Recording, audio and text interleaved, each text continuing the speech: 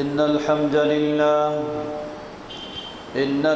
لله نحمده ونستعينه ونستغفره ونعوذ بالله من شرور أنفسنا ومن سيئات أعمالنا ومن يهده الله فلا مضل له ومن يضلل فلا هادي له وأشهد أن لا إله إلا الله وحده لا شريك له وأشهد أن محمدًا عبده ورسوله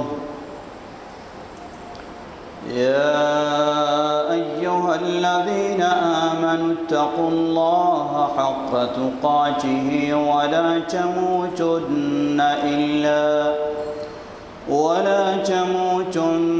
إلا وأنتم مسلمون أما بعد فإن خير الحديث كتاب الله وخير الهدي هدي محمد صلى الله عليه وسلم وشر الأمور محدثاتها وكل محدثة بدعة وكل بدعة ضلالة وكل ضلالة في النار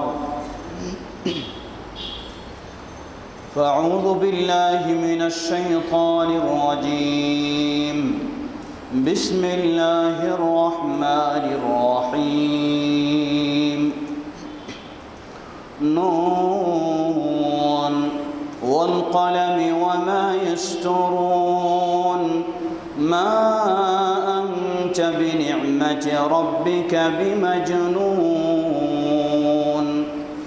وإن لك لأجرا غير ممنون وإنك لعلى خلق عظيم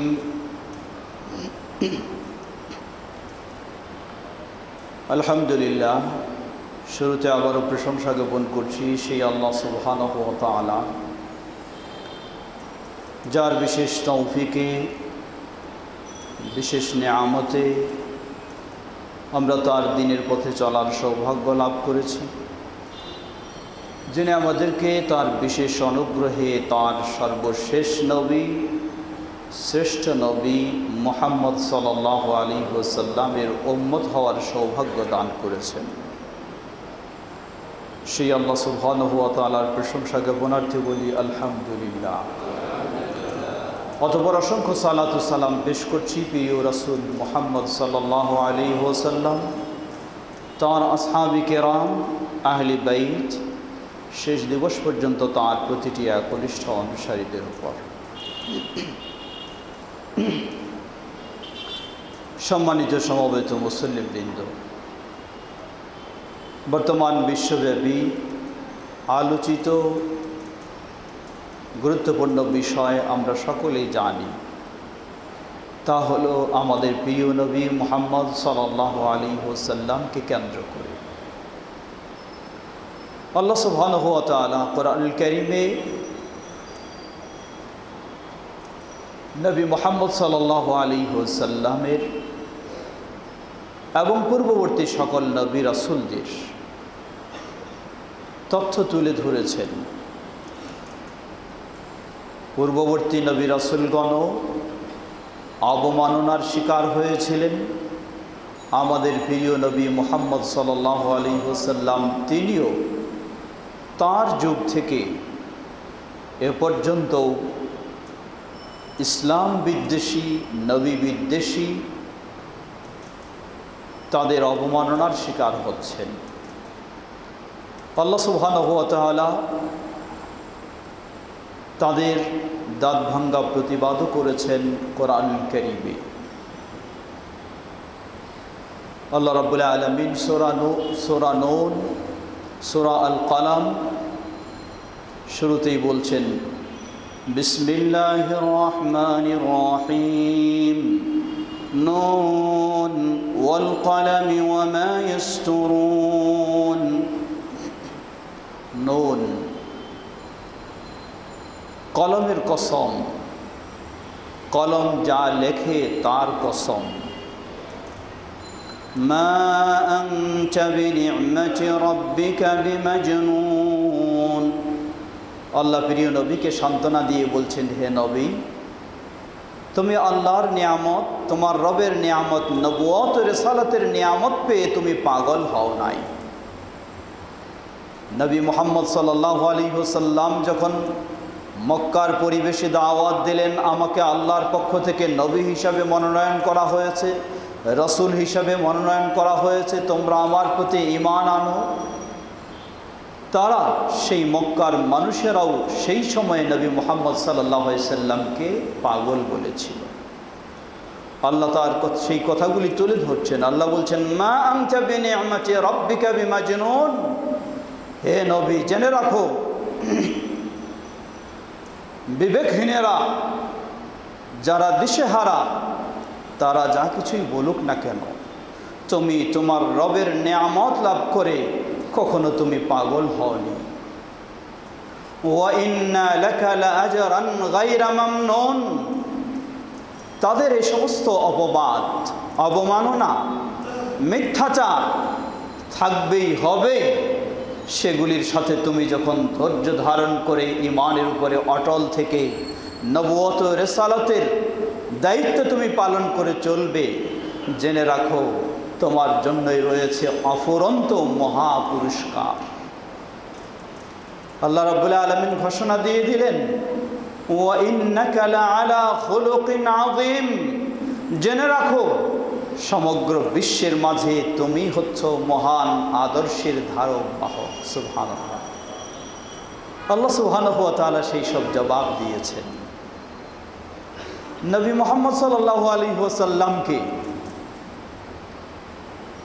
যখন এই নবী মুহাম্মদ সাল্লাল্লাহু আলাইহি ওয়াসাল্লামের কোনো পুত্র সন্তান দীর্ঘস্থায়ী হচ্ছে না, যার কারণে নবী মুহাম্মদ সাল্লাল্লাহু আলাইহি ওয়াসাল্লামকে নির্বংশ হিসাবে অপবাদ ও গালি দেওয়া শুরু করে, আল্লাহ রাব্বুল আলামিন জবাব দিলেন, শানিআকা হুয়াল আবতার। তুমি জানিয়ে দাও, যারা তোমাকে এইভাবে গালিগালাজ করতে চায়, অপবাদ দিতে চায়, তারাই নির্বংশ, তাদের এই অস্তিত্বটিকে থাকবে না। সম্মানিত সমবেত মুসল্লিবৃন্দ, এই সেই ফ্রান্সের একজন বিশিষ্ট গবেষক লেখক, তিনি তুর্কির ইতিহাস লিখতে গিয়ে সেখানে তিনি লিখছেন, এই ফ্রান্সেরই তিনি লিখছেন, পৃথিবীতে বহু রাজা বাদশাহ রয়েছে, বহু কিছু গড়েছে, বহু কিছু করেছে, কিন্তু তাদের আর মুহাম্মদ সাল্লাল্লাহু আলাইহি ওয়াসাল্লামের কখনো তুলনা হতে পারে না। বহু রাজা বাদশাহ এসেছে, বহু নিয়ম কানুন তৈরি করেছে, বহু রাষ্ট্র গড়েছে, কিন্তু দেখা গেছে হয়তো 2, 3 বা 10 পুরুষ পরেই আবার সব বিলীন হয়ে গেছে। কিন্তু মুহাম্মদ নামে যে ব্যক্তি, তিনি যেই নিয়ম দিয়েছেন, তিনি যেই দিন প্রচার করেছেন, মুহাম্মদ সাল্লাল্লাহু আলাইহি ওয়াসাল্লাম তিনি যেই দিন প্রচার করেছেন, তিনি যেই রাষ্ট্র গড়েছেন, তিনি যেই সমাজ গড়েছেন, তিনি যে জাতি গড়েছেন, সেটি তার যুগেই পৃথিবীর অর্ধাংশেরও বেশি ছড়িয়ে যায়। শুধু তার যুগে নয়, বরং যুগে যুগে কিয়ামত পর্যন্ত তা আরও বৃদ্ধি ছাড়া কখনো কমতি নেই। সুবহানাল্লাহ। এই ফ্রান্সের সেই লেখক গবেষক তিনি বলেছেন, যেই ফ্রান্সের ব্যক্তিরা আজকে নবী মুহাম্মদ সাল্লাল্লাহু আলাইহি ওয়াসাল্লামকে কেন্দ্র করে কটূক্তি করছে। সম্মানিত সমবেত মুসল্লিবৃন্দ, মনে রাখবেন, নবী মুহাম্মদ সাল্লাল্লাহু আলাইহি ওয়াসাল্লামকে এ ধরনের অবমাননাকর কিছু কার্যক্রম ইসলাম বিদ্বেষীরা যা ঘটাচ্ছে, অবশ্যই আমরা এতে ব্যথিত হব, এতে দুঃখিত হব, এতে কষ্ট পাব, কিন্তু জেনে রাখবেন এর মাঝেও সুসংবাদ রয়েছে। ইমাম ইবনে তাইমিয়া রাহিমাহুল্লাহ তিনি তার সুপ্রসিদ্ধ কিতাব আস-সারিম আল-মাসলুলে তিনি বলছেন, নবী সাল্লাল্লাহু আলাইহি ওয়াসাল্লামের জীবদ্দশায় সাহাবায়ে কেরামগণ যখন কোনো জিহাদে, কোনো অভিযানে যেতেন, যাওয়ার পর কোনো দুর্গকে যখন তারা বেষ্টন করে রাখতেন বা কোনো এলাকাকে যখন বেষ্টন করে রাখতেন, বেষ্টন করে রাখার ফলে সেই এলাকার ভিতরের মানুষেরা নবী সাল্লাল্লাহু আলাইহি ওয়াসাল্লামকে গালিগালাজ শুরু করলে সাহাবায়ে কেরামগণ এই গালি শুনে একদিকে রেগে যেতেন, কষ্ট পেতেন, অপরদিকে তারা আনন্দিত হতেন, সুসংবাদ পেতেন যে অতি শীঘ্রই আমাদের এটা বিজয় লাভ হবে। সুবহানাল্লাহ। সত্যি নবী মুহাম্মদ সাল্লাল্লাহু আলাইহি ওয়াসাল্লামকে কেউ গালি দিয়ে, নবী মুহাম্মদ সাল্লাল্লাহু আলাইহি ওয়াসাল্লামকে কেউ অবমাননা করে, নবী মুহাম্মদ সাল্লাল্লাহু আলাইহি ওয়াসাল্লামের কুৎসা রটনা করে কেউ কোনো দিন সফল হতে পারেনি, বরং নবী মুহাম্মদ সাল্লাল্লাহু আলাইহি ওয়াসাল্লামের দিনের প্রচার প্রসার আরও বিস্তার ঘটেছে। এটাই হচ্ছে আল্লাহর ঘোষণা। গোটা বিশ্বের মুসলিমেরাও যদি প্রতিবাদ করে বহু কিছু করতে চায়, কিছুই পারবে না যদি আল্লাহ রাব্বুল আলামিন নবী মুহাম্মদ সাল্লাল্লাহু আলাইহি ওয়াসাল্লামের দিনের এবং তার মুসলিমদের অনুসারীদের সফলতা না দেন। স্বয়ং আল্লাহই ঘোষণা দিয়েছেন, তারা তোমাকে পাগল বলছে, তারা তোমাকে এই বলছে সেই বলছে, জেনে রাখো আমি বলছি ওয়া ইন্নাকা লাআলা খুলুকিন আযীম, তুমি হচ্ছ গোটা বিশ্বের মহান আদর্শের ধারক বাহক। সুবহানাল্লাহ। সত্যি যারা নবী মুহাম্মদ সাল্লাল্লাহু আলাইহি ওয়াসাল্লামের বিরুদ্ধে যত কিছুই করেছে, যখন এই নবী মুহাম্মদ সাল্লাল্লাহু আলাইহি ওয়াসাল্লামকে ইনসাফের সাথে জানার চেষ্টা করেছে, কাছে গিয়ে বোঝার সুযোগ পেয়েছে, তখন নবী মুহাম্মদ সাল্লাল্লাহু আলাইহি ওয়াসাল্লামের কাছে নত স্বীকার ছাড়া তার আর কোনোই পথ থাকেনি। লক্ষ্য করুন, অসংখ্য দৃষ্টান্ত রয়েছে। সহিহুল বুখারীর একটি হাদিস, একজন প্রসিদ্ধ ব্যক্তি সুমামা বিন আসাল, অমুসলিম একজন বড় নেতা, সেই ইয়ামামা নজদের দিকে ওই সব অঞ্চলের তিনি নেতা। নবী সাল্লাল্লাহু আলাইহি ওয়াসাল্লাম তার যুগে ওই নজদ অঞ্চলে তিনি এক বাহিনী প্রেরণ করলেন। এই সুমামা অমুসলিম, কিন্তু সেই সময় তিনি নজ থেকে উমরার উদ্দেশ্যে মক্কার দিকে রওনা দিয়েছিলেন। উমরার উদ্দেশ্যে রওনা দেওয়া মানে অস্ত্রশস্ত্র যুদ্ধের কোনো প্রস্তুতি নেই, সাধারণভাবেই রওনা দিচ্ছেন ইবাদতের জন্য। কিন্তু নবী সাল্লাল্লাহু আলাইহি ওয়াসাল্লাম নজদের উদ্দেশ্যে যে বাহিনীকে প্রেরণ করেন, তারা এই সুমামাকে পেয়ে গেলে, যেহেতু ওই অঞ্চলের তিনি হলেন লিডার, তাকে পেয়ে গেলে তাকে গ্রেফতার করে নিয়ে চলে আসে। গ্রেফতার করে নিয়ে আসলে কেন্দ্রীয় কারাগারে তাকে বেঁধে রাখা হলো। কেন্দ্রীয় কারাগার কোথায়? মসজিদে নববী, নবী সাল্লাল্লাহু আলাইহি ওয়াসাল্লামের মসজিদ, সেটি হলো কেন্দ্রীয় কারাগার। মসজিদে নববীর খুঁটিতে বেঁধে রাখা হলো। বেঁধে রাখার পর নবী সাল্লাল্লাহু আলাইহি ওয়াসাল্লাম তার কাছে গিয়ে দেখা করলেন সরাসরি। বললেন, মা ইনদাকা ইয়া সুমামা, হে সুমামা তোমার কি খবর বলো তো, তুমি কি চাও, কি চিন্তা করো? সুমামা জবাব দিলেন, হে মুহাম্মদ জেনে নিন, যদি আপনি হত্যা করতে চান তাহলে একজন বীর পুরুষ তাজা মানুষকেই হত্যা করবেন, কোনো দুর্বল মানুষকে নয়। আর যদি আপনি উন্মুক্তভাবে বেকসুরভাবে ক্লাস করে দিতে চান, ছেড়ে দিতে চান, তাহলে চিরকৃতজ্ঞ একজন ব্যক্তিকেই আপনি ছেড়ে দেবেন, যে সারা জীবন আপনার কৃতজ্ঞতা প্রকাশ করবে এই ছেড়ে দেওয়ার কারণে। আর যদি আপনি সম্পদ চান বিনিময় হিসাবে, তাহলে বলুন কত সম্পদ আপনার লাগবে, তাও দিতে আমি প্রস্তুত রয়েছি। সুমামা বললেন, আমার এই তিন কথার চেয়ে আর কিছু কথা নেই। নবী সাল্লাল্লাহু আলাইহি ওয়াসাল্লাম ফিরে আসলেন, কিছু জবাব দিলেন না। দ্বিতীয় দিন আবার গেলেন, গিয়ে বললেন, হে সুমামা তোমার কি বিষয় বলো? সুমামা বললেন, আমি গতকালকে যে তিনটি বিষয় বলেছি সে তিনটি ছাড়া আর আমার অন্য কোনো কথা নেই। নবী সাল্লাল্লাহু আলাইহি ওয়াসাল্লাম কোনো জবাব দিলেন না। নবী সাল্লাল্লাহু আলাইহি ওয়াসাল্লাম ফিরে চলে আসলেন। ফিরে এসে আবার তৃতীয় দিন নবী সাল্লাল্লাহু আলাইহি ওয়াসাল্লাম তার কাছে গেলেন, গিয়ে বললেন, হে সুমামা বলো তোমার কি বক্তব্য রয়েছে? সুমামা একইভাবে বললেন, আমি পূর্বে যে 3 কথা বলেছি সেই 3 কথাই ছাড়া আমার কোনো কথা নেই। নবী সাল্লাল্লাহু আলাইহি ওয়াসাল্লাম সাহাবীদেরকে নির্দেশ দিলেন, আতলিকুহু, তোমরা তাকে ছেড়ে দাও। নবী সাল্লাল্লাহু আলাইহি ওয়াসাল্লামের নির্দেশে সুমামাকে ছেড়ে দেওয়া হলো। সুমামা ছাড়া পেয়ে সাথে সাথে মসজিদ থেকে বের হয়ে পার্শ্বেই খেজুর বাগানের ভিতরে গিয়ে কূপে পানি থেকে গোসল করে পবিত্র হয়ে মসজিদে ফিরে এসে নবী সাল্লাল্লাহু আলাইহি ওয়াসাল্লামের সামনে দাঁড়িয়ে বলছেন, আশহাদু আল্লা ইলাহা ইল্লাল্লাহ ওয়া আশহাদু আন্না মুহাম্মাদান আবদুহু ওয়া রাসূলুহু বলে তিনি ইসলাম গ্রহণ করলেন।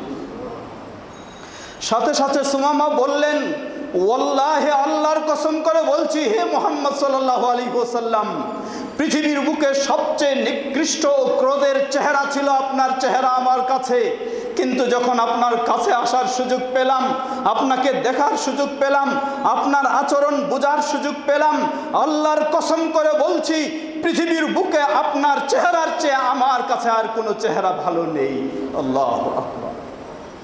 শুধু এতটুকুই নয়, আরও বললেন, আল্লাহর কসম করে বলছি পৃথিবীর বুকে আপনার এই ভূখণ্ডের চেয়ে আমার কাছে আর কোনো প্রিয় ভূখণ্ড নেই, আপনার দিনের চেয়ে আমার কাছে আর পৃথিবীর বুকে কোনো পবিত্র ভালো প্রিয় দিন নেই।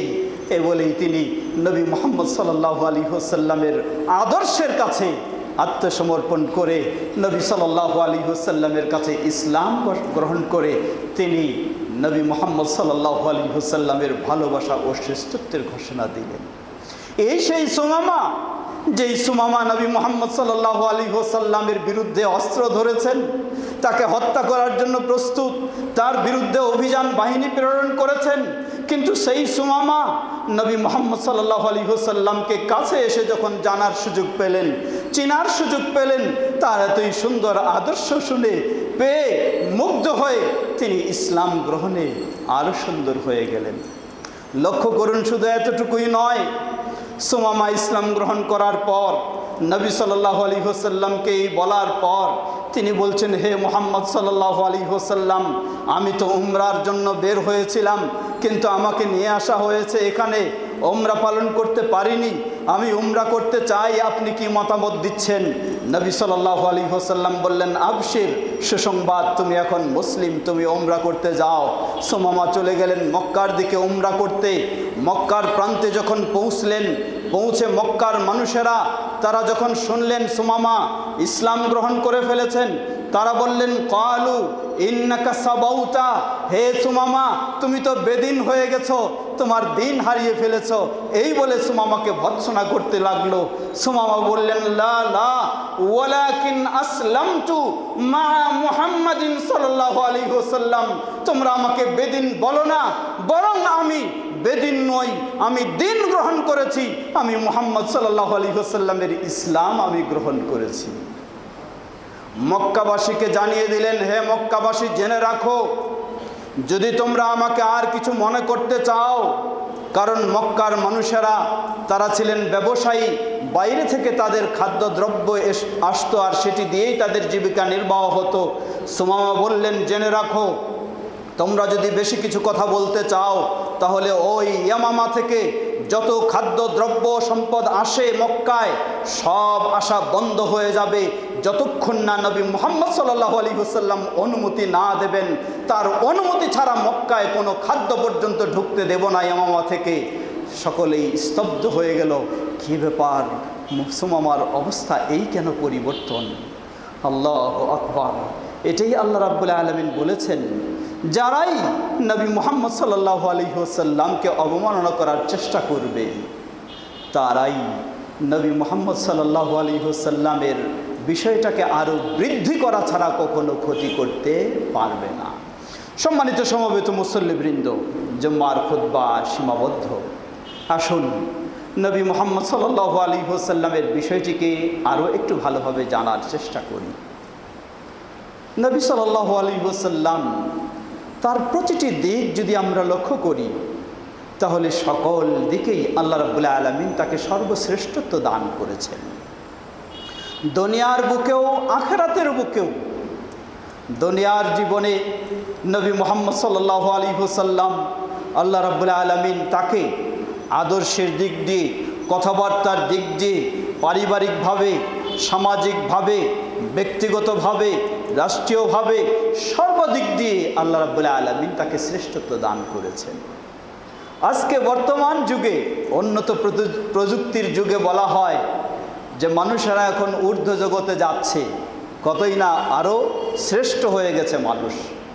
জ্ঞান বিজ্ঞান প্রযুক্তির বদৌলতে মানুষ যেন অনেক উন্নত হয়ে গেছে, ছুটছে উপরে এক গ্রহ থেকে আরেক গ্রহ।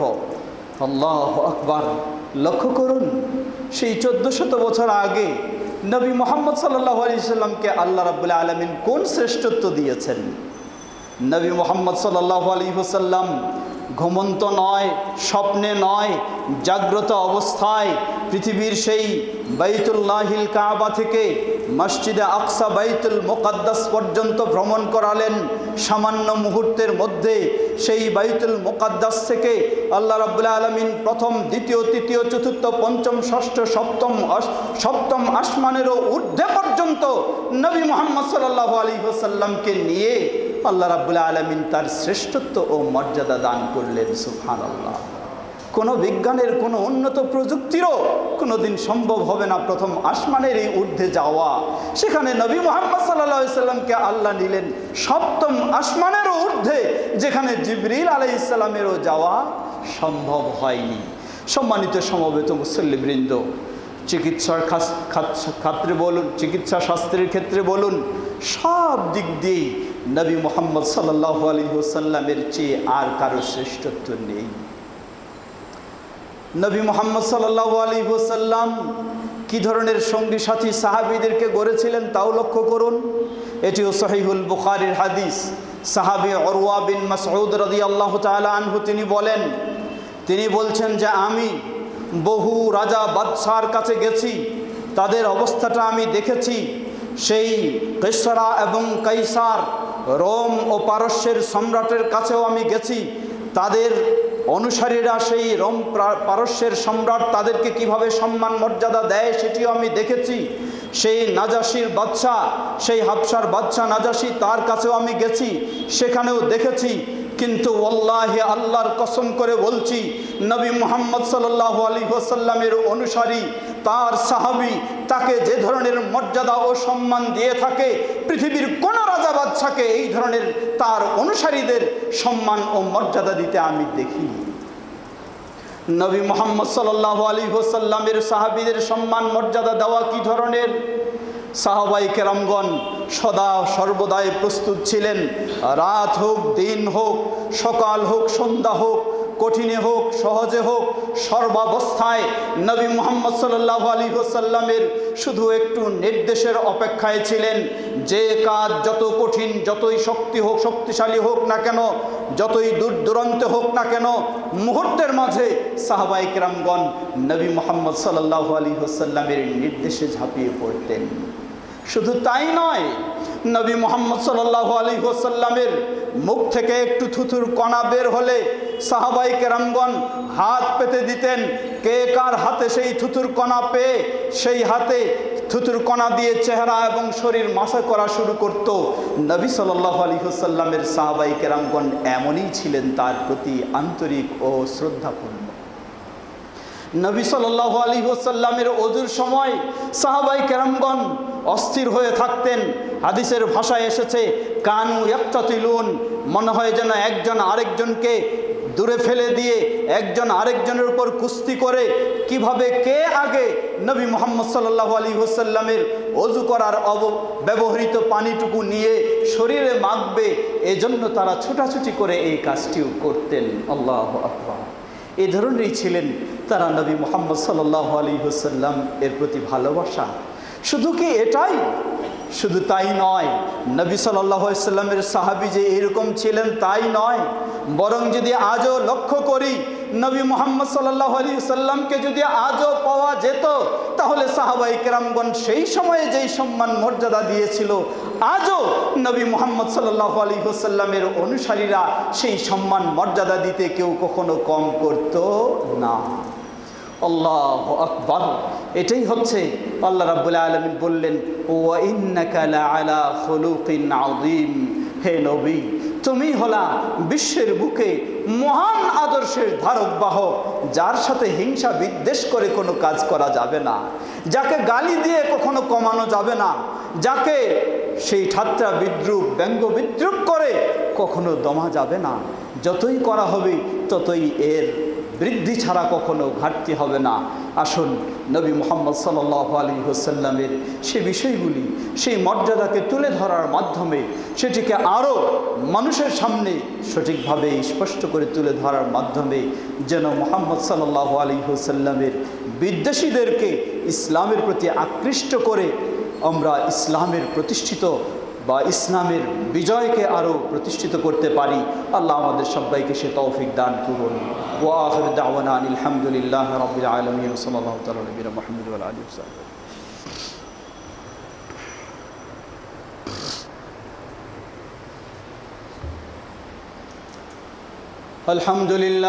আলহামদুলিল্লাহি রাব্বিল আলামিন। وأشهد أن لا إله إلا الله وحده لا شريك له وأشهد أن محمدا عبده ورسوله أما بعد। সম্মানিত সমবেত মুসল্লিবৃন্দ, জুমার খুতবা সময় সীমাবদ্ধ, বিষয়টি অত্যন্ত গুরুত্বপূর্ণ, দীর্ঘ আলোচনার প্রয়োজন।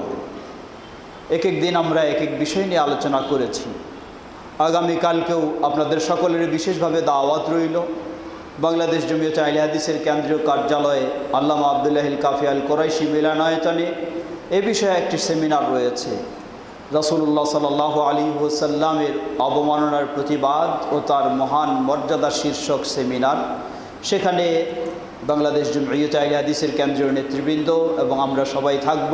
আপনাদের সকলকে বিশেষভাবে দাওয়াত জানাচ্ছি। এই বিষয়টি নিয়ে মাগরিব থেকে এশা পর্যন্ত দীর্ঘ বিস্তারিত আলোচনা হবে ইনশাআল্লাহ। সম্মানিত সমবেত মুসল্লিবৃন্দ, নবী সাল্লাল্লাহু আলাইহি ওয়াসাল্লামকে কেউ গালি দিবে, যেমনইভাবে এটি মেনে নিতে পারবো না, ঠিক তেমনইভাবে মনে রাখতে হবে ইমানের দাবি হলো ব্যথিত হব, কষ্ট পাব। ইমানের দাবি হলো প্রতিবাদ করব, আবার ইমানের দাবি হলো সীমা লঙ্ঘন করব না। কারণ সীমা লঙ্ঘন কখনো ভালো ফলাফল নিয়ে আসে না। অবশ্যই নবী মুহাম্মদ সাল্লাল্লাহু আলাইহি ওয়াসাল্লামকে গালিগালাজ করা বা অবমাননার বিষয়গুলি আমাদের কষ্টের বিষয়, কিন্তু এর প্রতিবাদ অবশ্যই আমাদেরকে করতে হবে। সেই প্রতিবাদ যেন এমন না হয় রাজপথে কিছু শোডাউন করে, কিছু মিছিল বিক্ষোভ করেই প্রতিবাদ শেষ। এমন প্রতিবাদ হলে কোনো কাজ হবে না। প্রতিবাদ হতে হবে আন্তরিকভাবে। রাসূল সাল্লাল্লাহু আলাইহি ওয়াসাল্লামের তাকে অবমাননার প্রতিবাদ আপনি জানাচ্ছেন, কিন্তু রাসূল সাল্লাল্লাহু আলাইহি ওয়াসাল্লামের পূর্ণ অনুসারী হওয়ার আপনি চিন্তা করলেন না। এই প্রতিবাদে তো কোনো কাজ আসবে না। সত্যি প্রতিবাদ হলো সেটা, আগে নিজে আপনি রাসূল সাল্লাল্লাহু আলাইহি ওয়াসাল্লামকে শতভাগ মেনে নেওয়ার চেষ্টা করবেন, তাহলে হবে রাসূল সাল্লাল্লাহু আলাইহি ওয়াসাল্লামের সত্যি প্রতিবাদ। আজকে দেখুন, লক্ষাধিক জনতা নিয়ে মিছিল চলছে, বিক্ষোভ চলছে। মনে রাখবেন, আহলুল হাদিসদের প্রতিবাদ আর মাযহাবপন্থীদের প্রতিবাদ, তরিকাপন্থীদের প্রতিবাদ, পীর মাশায়েখদের প্রতিবাদ কখনো এক নয়। আহলুল হাদিসদের প্রতিবাদ হলো আন্তরিক প্রতিবাদ, বাস্তব প্রতিবাদ, শুধু মুখে মুখে নয়, এটি কাজে। আজকে যারা ইসলাম বিদ্বেষীরা, তারা মুহাম্মদ সাল্লাল্লাহু আলাইহি সাল্লামকে বিভিন্ন রকমের অবমাননাকর কথা বলে অবমান অসম্মান করছে, কিন্তু তরিকাপন্থী মাজারপন্থীরা তারা কি মুহাম্মদ সাল্লাল্লাহু আলাইহি সাল্লামকে অবমাননা করেনি? প্রতিটি ক্ষেত্রে তারা মুহাম্মদ সাল্লাল্লাহু আলাইহি সাল্লামকে তারাও অবমাননা করছে। মুহাম্মদ সাল্লাল্লাহু আলাইহি সাল্লামকে এই মাজার ব্যবসার দিন রেখে গেছেন, কখনো না জীবনের শেষ মুহূর্ত পর্যন্ত এটাকে হারাম বলে ঘোষণা দিয়েছেন, আর আপনি সেটাই আজকে ইসলামের নামে পালন করছেন।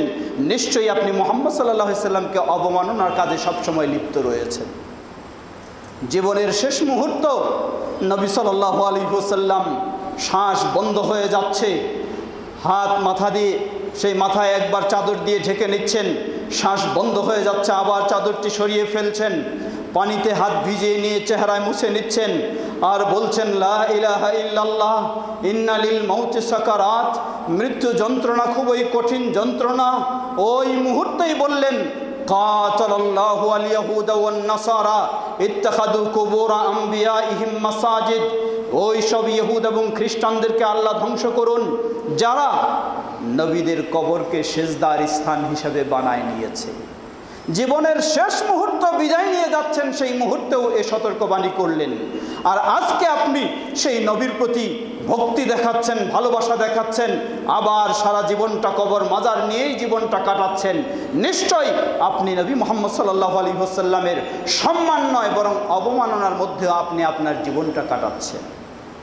লক্ষ্য করুন, পীর সাহেবের মুরিদ পীর সাহেবকে এতই ভালোবাসেন, যেই পীর সাহেব মুরিদ সহ আজকে রাজপথে কত রকমের বিক্ষোভ স্লোগান দিচ্ছেন নবী মুহাম্মদ সাল্লাল্লাহু আলাইহি ওয়াসাল্লামের অবমাননার বিরুদ্ধে। ওই পীর সাহেবের মুরিদদেরকে যদি বলা হয় নবী মুহাম্মদ সাল্লাল্লাহু আলাইহি ওয়াসাল্লাম থেকে সহিভাবে প্রমাণিত তিনি এভাবে সালাত আদায় করেছেন, এভাবে ইসলাম মেনে চলেছেন, এই ছিল তার আকীদা, এই ছিল তার আমল, সব মুরিদরা বলবে কি বলেছেন নবী সাল্লাল্লাহু আলাইহি ওয়াসাল্লাম কি করেছেন সেটা বুঝি না, বুঝি আমার পীর সাহেব কি করেছেন। লা হাওলা ওয়ালা কুওয়াতা ইল্লা বিল্লাহ। এই হলো রাসূলের প্রতি ভালোবাসা, এই হলো রাসূলের প্রতি শ্রদ্ধা। আপনি রাজপথ কাঁপায় দিচ্ছেন, আবার আমলের সময় আকীদার সময় পীর সাহেব ছাড়া রাসূল সাল্লাল্লাহু আলাইহি ওয়াসাল্লামকে আপনি বুঝেন না।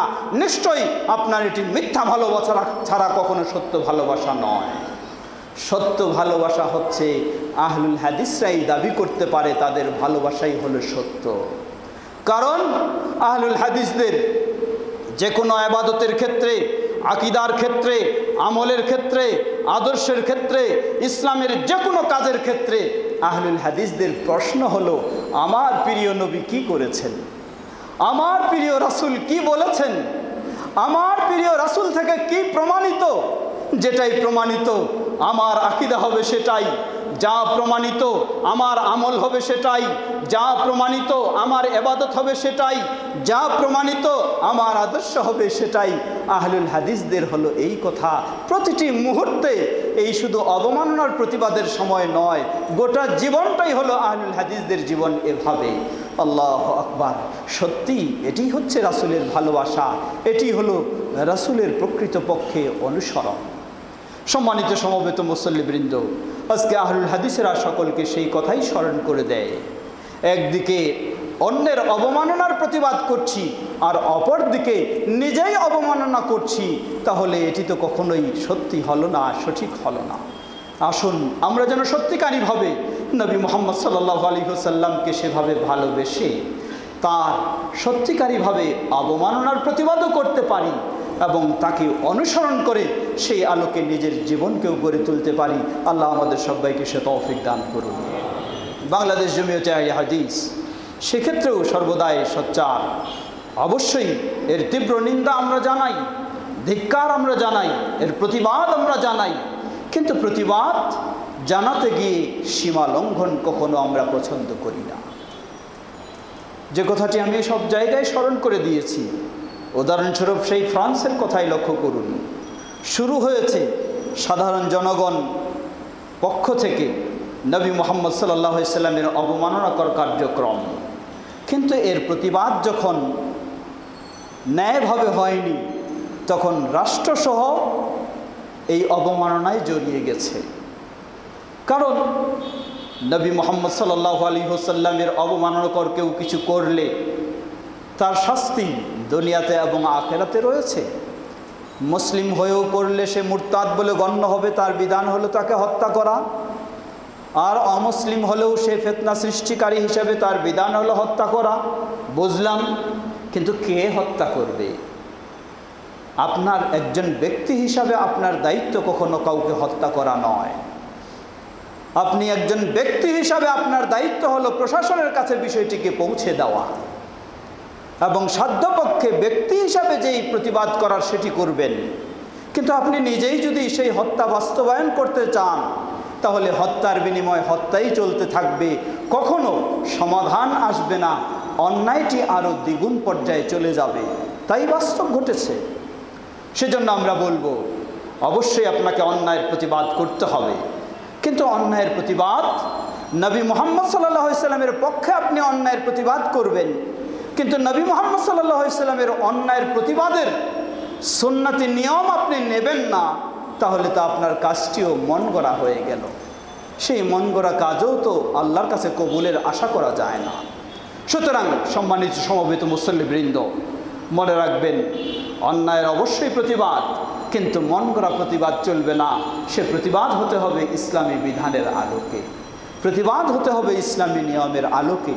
কারণ ইসলামে অন্যায়ের প্রতিবাদ করার নির্দেশ দেওয়া হয়েছে। কেন? অন্যায়ের প্রতিবাদের নির্দেশ দেওয়া হয়েছে এজন্য যাতে অন্যায়টাকে দূর করা যায়। কিন্তু যদি দেখা যায় এমন পদ্ধতিতে আপনি অন্যায়ের প্রতিবাদ করবেন যার ফলে অন্যায়টা দ্বিগুণ হয়ে যাবে, তাহলে জেনে নিন ইসলাম সেখানে আপনাকে নির্দেশ দিয়েছে, নীরব থাকাই ইসলামের সেখানে নির্দেশ, ওই কাজ করার নির্দেশ নয় ইসলামের। সুতরাং বিষয়গুলিকে ভালোভাবে উপলব্ধি করে আমাদের মডেল হচ্ছেন নবী মুহাম্মদ সাল্লাল্লাহু আলাইহি ওয়াসাল্লাম, খোলাফায়ে রাশিদিন, তার সাহাবায়ে কেরাম, তাদের অনুসরণ করেই যেন আমরা ইসলামের সব বিষয়গুলি পালন করতে পারি। আল্লাহ আমাদের সবাইকে সে তৌফিক দান করুন।